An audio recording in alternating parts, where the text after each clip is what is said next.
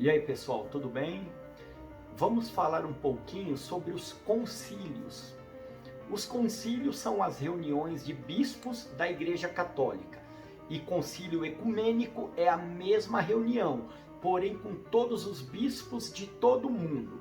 Só não participa do concílio ecumênico aqueles bispos que não podem comparecer por um motivo justificável, motivo de doença, por exemplo. Essas reuniões são uma espécie de assembleias, onde eles não ficam o tempo todo juntos. Eles se reúnem, depois voltam para suas dioceses, para seus países de origens e depois retornam para concluir a pauta dessas assembleias.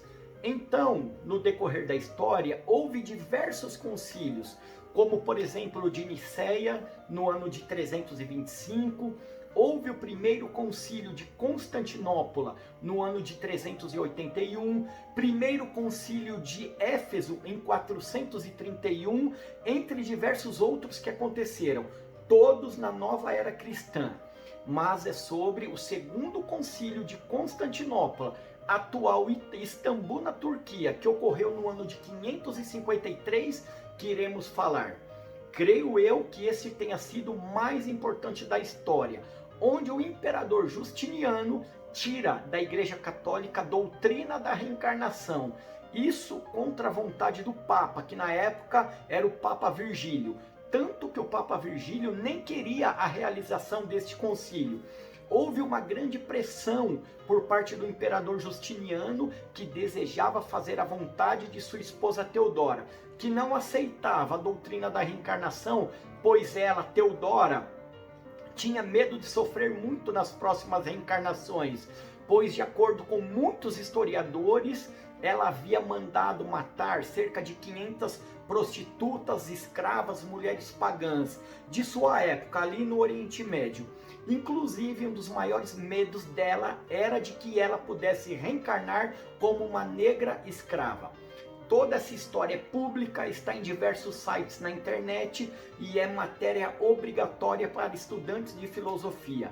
Inclusive Teodora, filha de um domador de ursos, poderia ter sido uma dessas prostitutas, mas conseguiu fazer com que o imperador Justiniano se apaixonasse por ela, onde se casaram. Então, dizem alguns historiadores que ela quem manejava o poder, já na posição de imperatriz. É aquela história, quer conhecer uma pessoa de verdade, dê o poder a ela.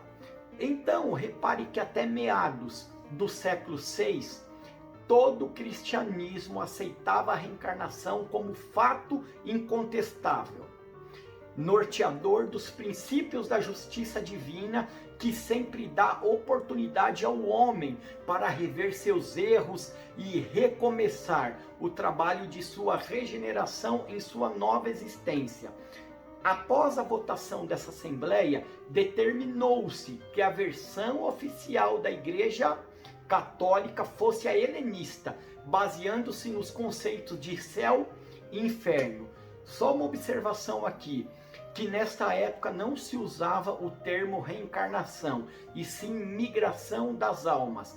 Inclusive Platão foi um dos primeiros homens a falar da tal migração das almas ou reencarnação. Ele fala nesse livro, na República de Platão, onde ele dizia que a bebida do esquecimento que a alma, ao ingressar ao corpo, ela tomava essa tal bebida a fim de termos todas as memórias anteriores apagadas. E olha que isso ele falava já 400 anos antes de Cristo. Só quero deixar claro que este vídeo que estou defendendo, não defendo a doutrina espírita, até porque não sou espírita, nem falando mal do catolicismo, simplesmente relatando um acontecimento do passado. Você não é obrigado a concordar comigo, mas você tem o direito de pesquisar.